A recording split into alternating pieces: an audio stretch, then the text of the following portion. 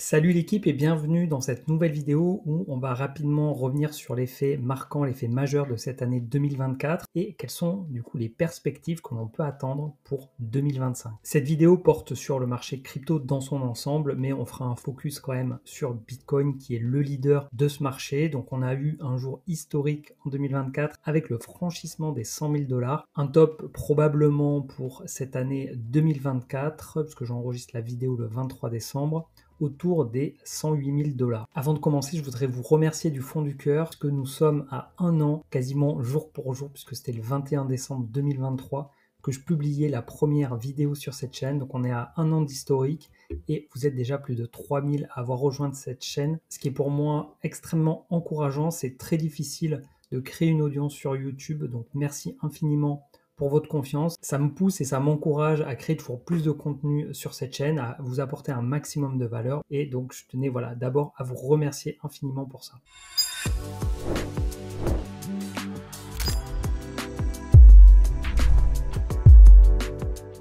Bienvenue donc sur La Crypto by Joe, je m'appelle Jonathan, j'investis dans les cryptos depuis 2017 et depuis un an maintenant, je partage du contenu sur YouTube. Et je vous invite à aller faire un petit tour sur la chaîne pour voir les différents types de contenus que je peux vous proposer. Et si vous pensez que ça peut vous être utile dans votre parcours d'investisseur crypto, je vous invite à vous abonner et à activer la cloche pour ne pas louper la sortie des prochaines vidéos. Pour ceux qui débutent et qui ne savent pas trop par où commencer, j'ai créé un guide gratuit qui est disponible dans la description où je vous partage toutes les bases nécessaires à connaître avant de se lancer pour pouvoir investir sereinement dans les cryptos. Avant de rentrer dans le vif du sujet, je dois vous rappeler que je ne suis pas conseiller financier. Cette vidéo ne constitue donc en aucun cas un conseil en investissement. Je vous partage simplement mon expérience, ma stratégie et ma vision de l'investissement crypto. Avant de rentrer dans les projections de 2025 et ce que potentiellement le cycle des cryptos nous réserve, je voudrais revenir sur 2024, notamment pour mettre en avant deux éléments. Le premier élément, c'est de voir que Bitcoin a quand même fait une année 2024 incroyable avec des belles performances, ce qui signifie aussi que le cycle haussier est déjà bien entamé. Et la deuxième chose, c'est qu'on a différents éléments qui ont été initiés en 2024 et qui, selon moi, me rendent en tout cas optimiste pour la suite du cycle en 2025. Donc si on revient sur les performances de Bitcoin, sur l'année, si on prend juste sur l'année 2024, ici, on est en janvier 2024, on est environ autour des 41 000 et on a fait une progression au max de plus de 150%.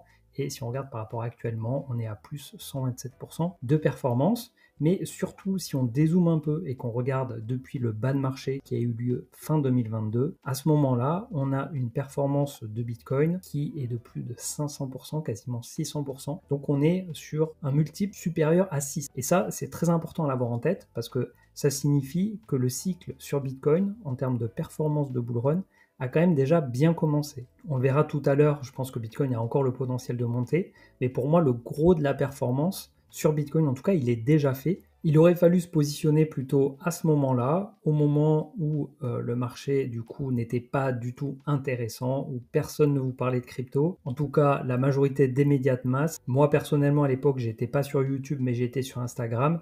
Et je peux vous assurer que très peu de personnes pouvaient être intéressées par ce que je proposais. Et c'était le cas également de la majorité des chaînes ou des comptes qui partagent du contenu sur la crypto. Et c'est toujours pareil, il y a un effet psychologique qui fait que les gens, généralement, s'intéressent un peu trop tard sur le marché des cryptos. Ce qui fait que c'est pour ça que la majorité des gens arrivent un peu trop tard sur le marché crypto. Alors après, on n'arrive jamais trop tard, en tout cas pas pour prendre des connaissances, comprendre les cycles, apprendre le fonctionnement de ce marché crypto, apprendre également des choses sur la monnaie, sur le fonctionnement de la macroéconomie. C'est également un peu ce que je veux vous partager au travers de cette vidéo. Alors après, c'est toujours facile de refaire l'histoire, c'est toujours facile de se dire aujourd'hui, ah bah oui, c'était à ce moment-là qu'il fallait investir, ou même certains vous diront, ah bah oui, mais c'était là qu'il fallait investir quand c'était à 15 000, et c'est pas faux puisqu'on était pour le coup sur le point bas. Maintenant, c'est très difficile de timer le point bas. Donc moi, j'ai un horizon d'investissement qui est plus long et je vais plutôt identifier des bonnes zones, des bonnes périodes pour investir sur Bitcoin avec la technique connue du DCA, du Dollar Cost Average. C'est ce que j'ai fait durant cette période puisque j'ai commencé en juin 2022 quand le Bitcoin était à 25 000 $. Je l'ai vu descendre à 15 000 $. Et ensuite, quand on est repassé au-dessus des 30 000 $, j'ai arrêté d'investir dessus. Et pour la partie prise de profit, j'ai une stratégie un petit peu différente puisque je ne suis pas sur un DCA inversé en tant que tel. J'ai plutôt différents niveaux de prise de profit. sur lesquels on reviendra dans la deuxième partie de cette vidéo. Si on compare aux autres classes d'actifs, ici on a le retour depuis le début de l'année, le retour sur 1 an, sur 3 ans, sur 5 ans et sur 10 ans. Bon, ben là, il n'y a pas photo. Bitcoin va surperformer largement le S&P 500, l'or, le pétrole et les bons du trésor, qu'ils soient sur 5 ans ou sur 10 ans. Le premier élément marquant sur lequel je voudrais revenir en 2024, ce sont les ETF Bitcoin, évidemment, qui sont arrivés il y a bientôt 1 an, en janvier 2024. Aujourd'hui, derrière les ETF Bitcoin, il y a plus de 1 120 000 bitcoins qui sont détenus, qui représentent au cours actuel plus de 106 milliards de dollars. Ça représente 5,66% sur le nombre total de bitcoins en circulation. 5,66% sont détenus au travers d'ETF. Si on regarde les inflows, on a quelque chose de très puissant. Donc au démarrage, très très gros volume en positif. Alors ce qui est sous zéro, ça veut dire que c'était en négatif. Donc ça, c'était Grayscale qui avait un trust, enfin donc il y avait un recyclage, on va dire, du trust vers les ETF. Maintenant, la partie trust Grayscale a énormément baissé. On voit qu'on est toutes les semaines en positif, même s'il y a des ventes qui s'opèrent sur les ETF. Et malgré la baisse qu'on connaît 2 dernières semaines, on a des inflows sur les ETF qui restent extrêmement positifs, que ce soit ici en dollars ou ici en Bitcoin. Le deuxième élément, c'est qu'on voit de plus en plus de pays qui envisagent de créer une réserve stratégique pour leur pays en Bitcoin. Les États-Unis, évidemment, en première ligne avec Trump, mais ce ne sont pas les seuls. Il y a aussi la Russie, le Japon. Il est fort probable que si ces pays-là intègrent réellement Bitcoin dans leurs réserves stratégiques, d'autres pays suivront ce mouvement. Ensuite, on a l'arrivée de Trump au pouvoir aux États-Unis, évidemment qui a catalysé cette hausse, qui lui a permis peut-être d'être plus puissante que si ça avait été Harris qui avait été élu, mais c'est pas le sujet. Il a annoncé pendant sa campagne qu'il mènerait une politique plutôt pro-crypto. Et c'est ce qu'on est en train de voir, où il nomme dans son gouvernement des gens qui sont plutôt pro-crypto. C'est le cas de Paul Atkins, par exemple, qui sera le remplaçant de Gary Gensler à la tête de la SEC. La SEC, c'est le gendarme financier américain. Gary Gensler, c'était l'homme qui était en croisade contre beaucoup de projets crypto. Et donc là, on a un Paul Atkins qui est beaucoup plus favorable. Il est partisan d'une régulation souple et forcément, son arrivée suscite de nombreuses réactions positives de la part de l'industrie. Et ça, du coup, c'est très favorable pour toutes les entreprises crypto américaines. Ensuite, le dernier élément pour moi majeur qui s'est passé en 2024 et qui aura des répercussions sur l'année 2025, c'est la baisse des taux de la Fed. Pour bien comprendre, je vais vous montrer juste après un graphique, mais en gros, la baisse des taux d'intérêt directeurs de la Fed, donc la Fed c'est la banque centrale américaine, plus les taux baissent, plus l'argent coûte moins cher, l'accès au crédit est favorisé et donc ça augmente la masse monétaire en circulation. En gros, voilà pour résumer. Et d'ailleurs, c'est ce qui explique un peu la baisse de ces derniers jours ou dernières semaines, c'est que Jérôme Powell a dit que la baisse serait peut-être moins rapide que ce qui était prévu, que l'inflation n'était pas encore en dessous des 2% et qui a montré peut-être des signaux de reprise, donc il est très vigilant là-dessus. Lui, son objectif, c'est de ramener l'inflation en dessous des 2%, quitte à laisser les taux élevés et à ne pas les baisser, comme c'était anticipé par le marché.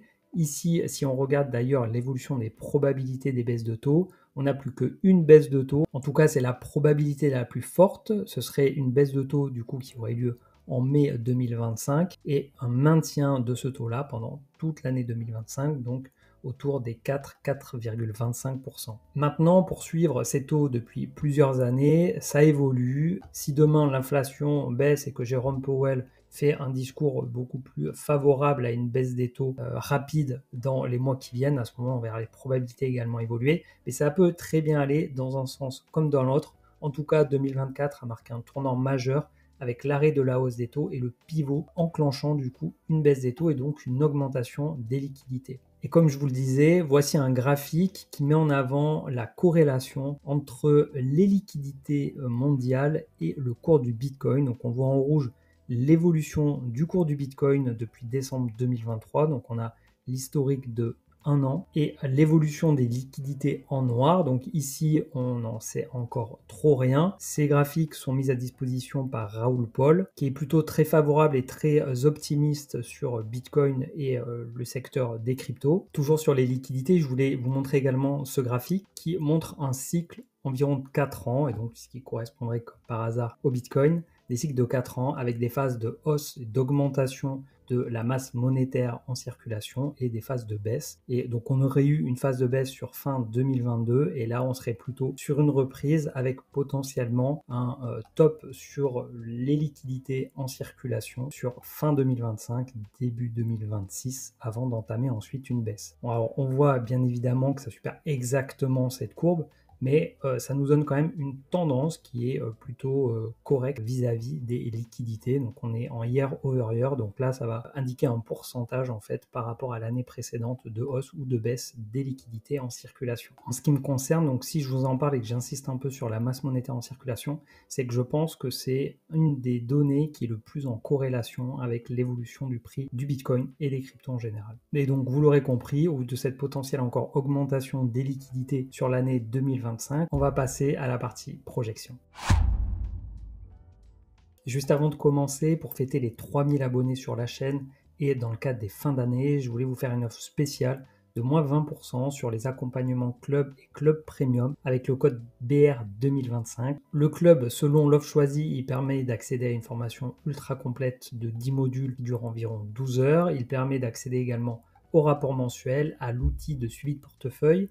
Également, il donne accès à un groupe privé. Dans ce groupe privé, vous pouvez poser toutes vos questions. J'y réponds ainsi que les autres membres du groupe. Il y a également une visio. Alors la visio, c'est pas juste moi qui parle, c'est également des échanges. Tout le monde a droit à la parole et tout le monde peut s'exprimer et poser ses questions directement à tout le monde. C'est également l'accès à mon portefeuille et aux informations liées à mes changements de position. Et pour ceux qui prennent l'offre premium, c'est aussi la possibilité d'avoir 1 heure en visio, en one-one avec moi. Toutes les infos sont disponibles dans la description et si vous avez besoin de réserver un appel de 30 minutes pour voir ce qui pourrait vous correspondre, vous trouverez également sur mon site un endroit pour réserver cet appel. Alors pour projeter l'année 2025, j'avais envie de revenir sur un graphique que j'aime bien qui résume, je trouve assez bien, la théorie des cycles halving de Bitcoin. Pour ceux qui sont curieux, vous trouverez le lien dans la description, d'ailleurs comme tous les liens des différents documents et articles présentés dans cette vidéo. Je ne vais pas prendre le temps dans cette vidéo de vous expliquer en long et en large comment ce graphique fonctionne, mais en gros, le 28 novembre,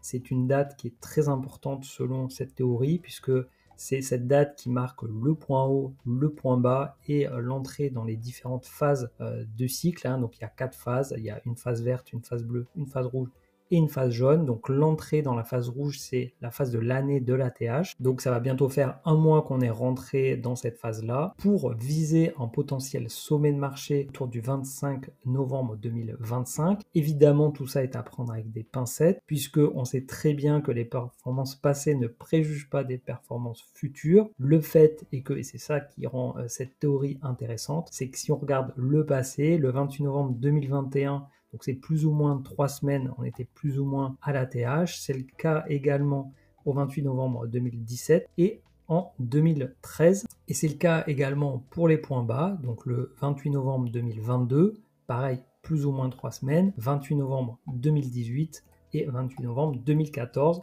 Alors j'avais été regarder un peu plus précisément, c'est à peu près vrai, donc plus ou moins 3 semaines, sauf il y a une date où c'est un petit peu plus éloigné. Mais sinon, franchement, c'est quand même pas trop déconnant. Alors, est-ce que j'attendrai novembre 2025 pour tout vendre? Bien évidemment que non. J'ai défini une stratégie pour chacune des cryptos sur lesquelles j'ai investi, avec différents niveaux de paliers de prise de profit que je respecterai. Et je ne vais pas attendre le 28 novembre 2025 pour vendre. Et d'ailleurs, sur certaines cryptos, les premiers paliers ont été atteints. Donc, j'ai déjà vendu quelques cryptos sur cette fin d'année 2024. Ce que je retiens principalement de ce graphique, c'est que ça laisse augurer plutôt une belle année 2024. Après, comme on le verra tout à l'heure sur le graphique de Bitcoin, il y aura certainement des corrections comme celles qu'on peut vivre en ce moment, peut-être de l'ordre de 20, 25, 30, 35%. Je parle de Bitcoin parce que sur les alts, bien, tu peux aller beaucoup plus bas, moins 50, moins 70. On sait que les alts, c'est plus risqué, plus de potentiel, mais aussi beaucoup plus de risques. Donc, là, en l'occurrence, sur Bitcoin, donc potentiellement une belle année à venir. Et le deuxième élément que je voulais vous partager, c'est concernant la psychologie des marchés, puisqu'en réalité, ce qu'on observe ici sur les graphiques, ce n'est finalement que le reflet de la psychologie des marchés. Et donc, en fonction de là où on en est dans le cycle,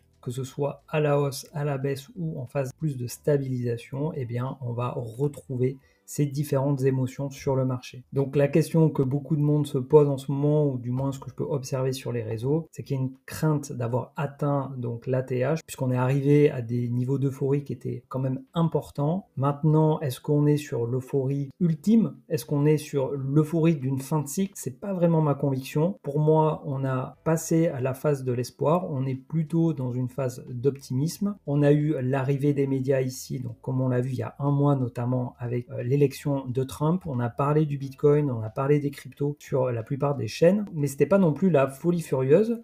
Malgré tout, donc le passage des 100 000 a fait arriver quand même pas mal de nouveaux sur le marché crypto. Donc, comme je le disais tout à l'heure, on a une phase haussière qui est quand même enclenchée, mais pour moi, on n'est pas encore dans cette phase euphorique. Ce que je voudrais mettre en avant maintenant, c'est que cette montée assez verticale ne se fait pas non plus totalement en ligne droite. Ici, je me suis mis en logarithmique pour qu'on voie un peu mieux les pourcentages et les effets de baisse. Si on regarde sur dernier cycle, hop, j'étais parti un peu loin. Si on regarde sur le dernier cycle, on a des corrections quand même qui peuvent être quand même relativement importantes. Ici, on avait baissé entre 15 et 20%. Ici, on avait connu une baisse d'environ 30%. Ici, on a connu une baisse également de quasiment 30%. Ici, donc une baisse beaucoup plus prononcée d'un peu plus 50% avant de faire l'ATH, même si sur Bitcoin, on a observé un ATH qui était quasiment équivalent à celui de printemps. La différence, elle se fait surtout que sur cet ATH-là, il y avait beaucoup de dalles qui surperformaient Bitcoin, puisque si on regarde ici, sur le total, on a un ATH ici qui est quand même un petit peu plus nettement supérieur à celui du printemps. Alors si on regarde 2017 qui a été plus linéaire, on va dire, que 2021 où il y a deux tops qui sont marqués en printemps et un à l'automne. On a des baisses également. Si on a 35%, 30%, 40%, 40%. Et en fait, ces baisses-là, finalement, elles permettent de maintenir du coup cette tendance haussière, puisque si on monte trop vite, peut-être comme ça a été en 2021, et bien derrière, on a une chute qui peut être d'autant plus forte. Également, je pense qu'il y a un piège qui va se mettre en place sur les buy the dip, puisqu'à chaque baisse ici, on peut se dire que le buy the dip était intéressant, sauf qu'à un moment donné, le buy the dip n'est plus du tout intéressant.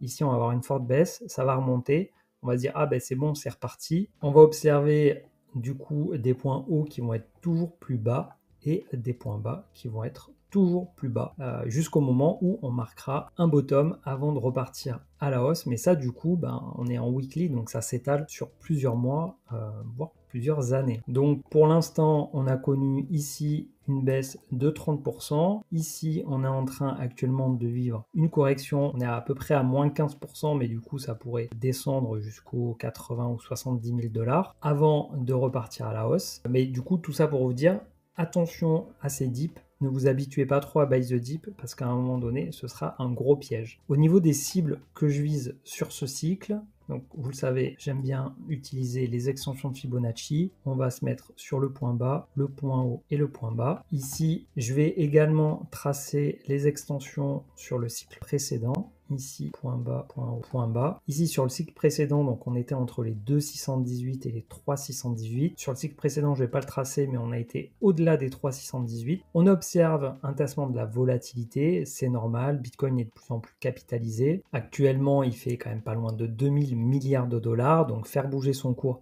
ça nécessite quand même beaucoup plus de capitaux. Et donc moi, je le vois bien sur ce cycle, être plutôt sur son top entre les 1,618 et les 2,618. Après, évidemment, on est sur une prédiction un peu boule de cristal. Je ne sais pas lire l'avenir et c'est bien pour ça que je vous disais que ce n'est pas un conseil en investissement. Et bien sûr, chacun aura son avis. Certains vont dire que le top a déjà eu lieu. D'autres qui diront que le top il sera à 500 000. De toute manière, personne n'a la réponse. Mais dans l'idée de se faire un plan de vente avec différents niveaux de prise de profit, sachez donc moi j'avais mon premier niveau qui était ici autour des 90 000, commencé, alors ça représentait 10% de mon portefeuille, donc ça a été vendu. D'ailleurs petite précision, pour vendre j'ai utilisé le trailing stop et grâce au trailing stop j'ai pu vendre à 96 000 puisque je l'ai positionné à un moment donné où le cours était plutôt en hausse et il n'y avait pas eu de retracement supérieur à 10%. Donc finalement, j'ai vendu à 96 000. Si vous voulez en savoir plus sur le trading stop, j'ai fait une vidéo dédiée à cette manière de vendre. Ensuite, j'ai un palier autour des 120 000, donc autour des 1,618. Ensuite, j'ai un palier à 150 000 par rapport au chiffre rond de 150 000 et un dernier tout petit palier, 10% restant, à 180 000. Maintenant, en parallèle de ces différents niveaux de prise de profit, ces différents objectifs de vente, je suis attentivement 4 types de données. Les données, donc on l'a vu, plutôt macroéconomiques, les données techniques, les données on-chain et les données liées au sentiment de marché. Tout ça, je l'analyse et je le compile dans mon rapport mensuel. Il se peut très bien qu'à un moment donné, ces indicateurs-là m'indiquent qu'on est plutôt en fin de cycle, et même si les niveaux de prise de profit ne sont pas atteints, probablement je vendrai. En tout cas sur toutes les alts, c'est assez sûr. Après, Bitcoin, c'est Bitcoin. C'est en fonction de chacun, de ses convictions. Moi, j'ai des très très fortes convictions en Bitcoin sur le long terme. Donc voilà, j'ai des niveaux de prise de profit. Maintenant, il faut reconnaître que c'est un actif que j'ai un petit peu plus de mal à vendre. Alors avec ces différents éléments qui me rendent plutôt optimiste pour la suite de ce cycle et l'année 2025, malgré, comme je l'ai évoqué, des corrections, je pense qu'il faut quand même rester vigilant, qu'il y a des menaces qui pèsent et qu'il ne faut pas les négliger. Alors je vois 3 menaces majeures. La première, c'est un risque de conflit mondial.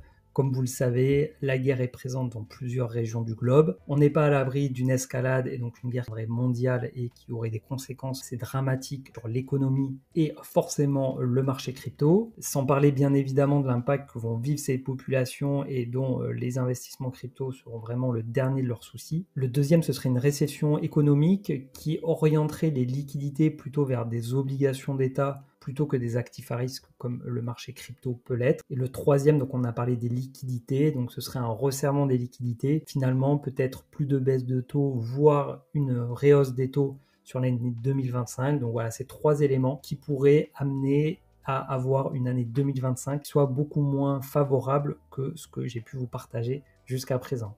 Quelques pratiques maintenant pour pouvoir s'en sortir en 2025. La première, ça va être d'investir de l'argent dont on n'a pas besoin à court terme pour ne pas se retrouver à court de liquidité et obligé de vendre à un moment donné où ça ne nous est pas favorable. Également, ça va être de bien suivre son plan et de prendre des profits au fur et à mesure de la montée, ne pas attendre le top de marché, ne pas se croire capable de dire moi je vais sentir quand ça va être le moment, l'ultra euphorie, c'est à ce moment-là que je vendrai. Franchement, je le déconseille, je connais quasiment personne qui est capable de le faire et qui gagne de l'argent sur le marché crypto juste comme ça. Ça va être également d'être très vigilant à ses émotions. Soyez à l'écoute de vous-même, soyez à l'écoute de ce que vous pouvez ressentir, que ce soit au niveau du FOMO, quand vous avez le sentiment de rater le train et de vouloir investir alors qu'on est sur des bougies vertes, ou également quand les marchés baissent et que vous avez envie de vendre parce que vous êtes dans la panique. Bref, il y a plein de biais cognitifs et émotionnels sur lesquels il faut être vigilant et donc à son écoute. Un des moyens pour se protéger de ça, déjà c'est son plan comme je l'ai évoqué,